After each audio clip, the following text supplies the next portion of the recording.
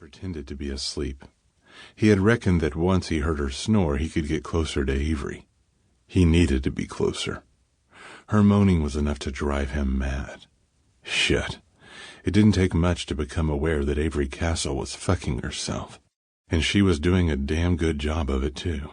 Those curvy hips of hers were working like she was riding a cock. His fucking cock was seeping with each grunt she made while getting herself off. Donavan determined that the cruel, cruel world where Avery made herself come without his help was a world he couldn't live in. He had to rectify the situation and add himself to the equation. As silent as he would be while moving through a war zone, Donavan had stood up. He compared this situation to war, because he'd be damned if he wasn't getting ass tonight.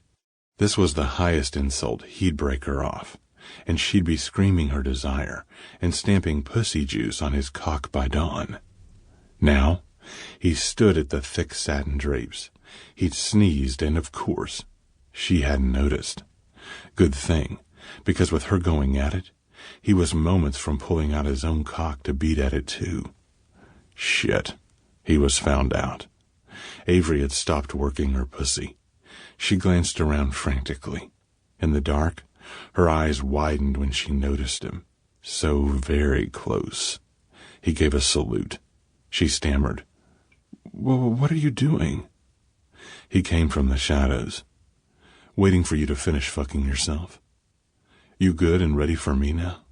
She scoffed. "I'm not having sex with you." He sauntered over, signing. "We had to break that gorgeous little cunt in, remember? You'd put a finger in, open you up some. I'd put a finger in, widen you out for me." She gulped. Just his words made her nipples hard.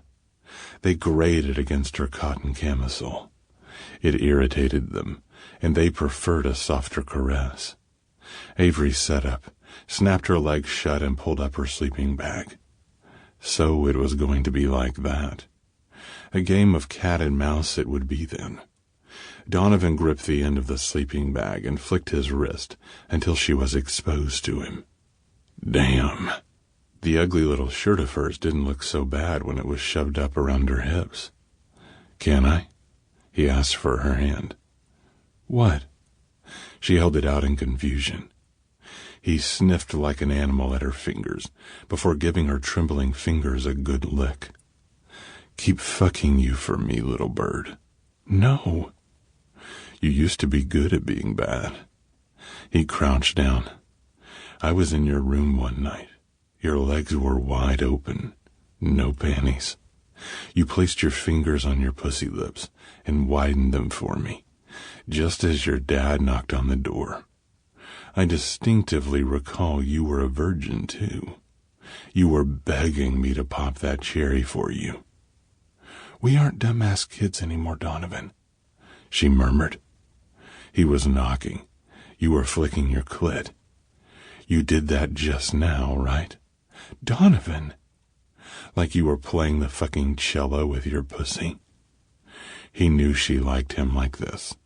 Lips so plush and beautiful, saying the word pussy. He knew her gaze couldn't fall away. She was mesmerized by him. Knowing she loved it, he used more dirty words. "You had that cunt wide open. I reckon it wasn't wide open. It was so tiny and pretty, like a little pearl. You flicked softly." He paused. She was in a trance, staring at his lips, licking her mouth, waiting for more. "Avery, you moaned, my little bird, you moaned. And I mean, you moaned in this beautiful way that you only do while working that clit. That was the first time, with your dad right there at the bedroom door, trying to get you to come to dinner." He rubbed a hand over his face and covered his lips, knowing that Avery would almost lose it when his mouth disappeared briefly. He was playing a game. He knew he was so far deep into her brain that her pussy was quaking with each second it took for her to wait for him to say another nasty word about her. AC. I think it took me about 10 times. Me licking and sucking on that little tiny clit.